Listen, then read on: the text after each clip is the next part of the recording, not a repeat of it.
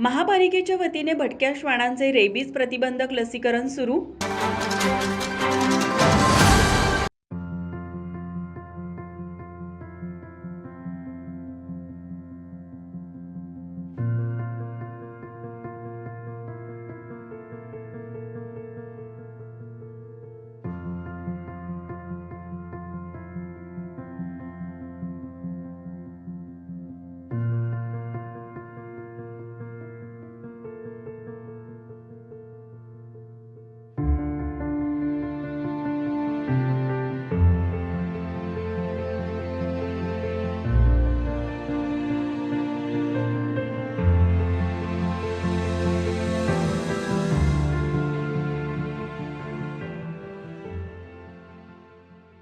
महापालिकेच्या आरोग्य विभागाच्या वतीने शहरातील भटक्या श्वानांना विशेष लसीकरण मोहिमेअंतर्गत रेबीज प्रतिबंधक लस देण्यात येत आहे।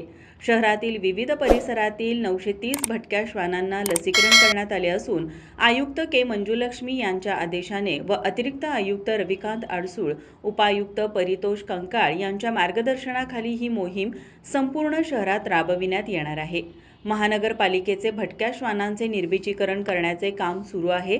यामध्ये महापालिकेच्या वतीने शहरातील 11,327 पेक्षा जास्त भटक्या श्वानांचे निर्बीजीकरण आतापर्यंत करण्यात आले आहे। भटक्या श्वानांना रेबीज हा प्रामुख्याने होणारा आजार आहे।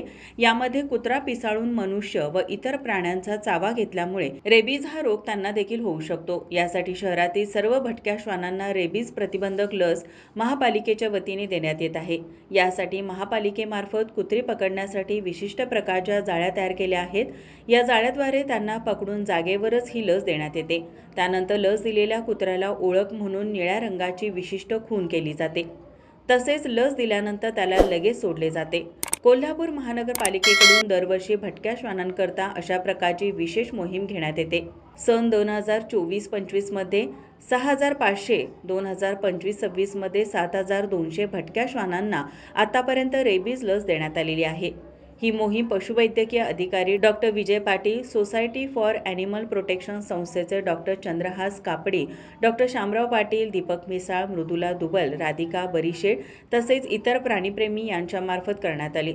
नागरिकांना रेबीज प्रतिबंधात्मक लस ही CPR व सावित्रीबाई फुले रुग्णालयाकडे उपलब्ध असून सदर लसीचा डोस विहित वेळापत्रकानुसार घ्यावा असेही महापालिकेच्या वतीने सांगण्यात आले आहे। माझा महाराष्ट्र न्यूज कोल्हापूर। ताज्या घडामोडी पाहण्यासाठी माझा महाराष्ट्र न्यूजला आजच सबस्क्राईब करा।